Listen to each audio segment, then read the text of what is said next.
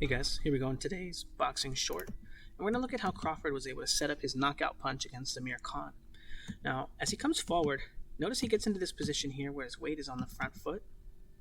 And it's going to be centered over the front foot very slightly, okay? It's not all the way here, right? But it's slightly on the front foot. And this is going to be the position that he likes to throw his jab in. But this is also going to be the position that he gets and approaches the line, where he can also slip to the front foot, okay? Notice that position here.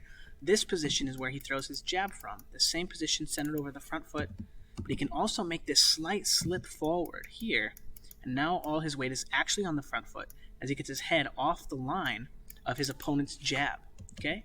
Now this is very important as we take a next look at this next clip. As he goes forward, he gets into this position, and he can jab from here, and that feints Amir Khan off the line as Amir Khan says, oh, I don't want to get hit, and starts moving off the line. But as Crawford continues to approach the line here, he finds himself in a similar position. Jab from here, or slip to the front foot. As you see, he finishes this motion as he brings his weight from here to the front foot, as he transfers his weight to the shoulder and brings his shoulder to the line to meet Amir Khan on the line, anticipating a jab from Amir Khan from this position.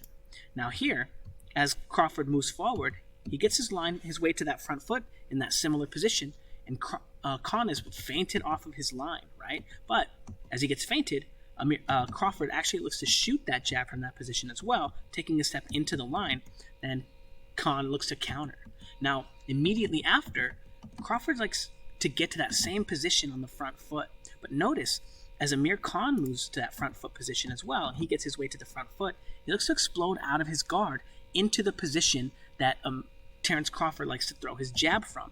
And because he looks to attack that position, and that's the same position that Crawford likes to switch and transfer his weight to the front foot, as you can see here, completing his line and transferring his weight into that right hand, he's able to actually time Khan and catch Khan coming in, looking to attack Crawford's jab position. But as you can see in these previous clips here, Crawford has already done a good job of finding a way to cross the line here. As you can see, the jab is perfectly lined up with the shoulder with Crawford's head, right?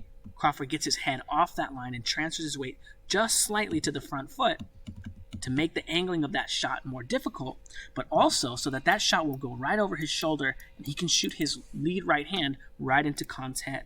And again, he does the same thing here as he gets to this line.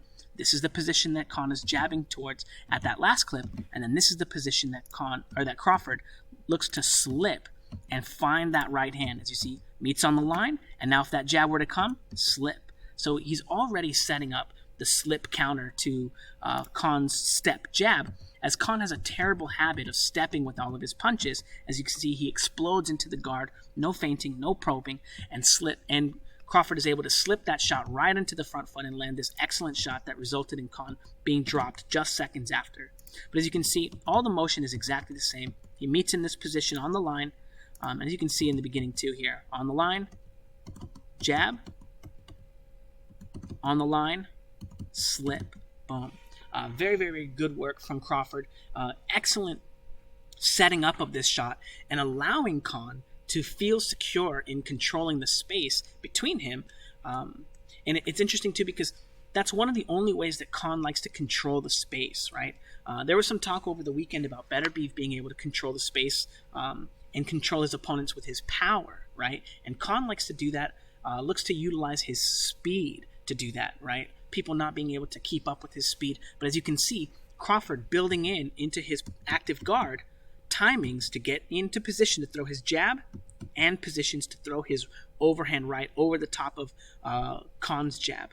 Excellent craft and an excellent strategy from Terence Crawford.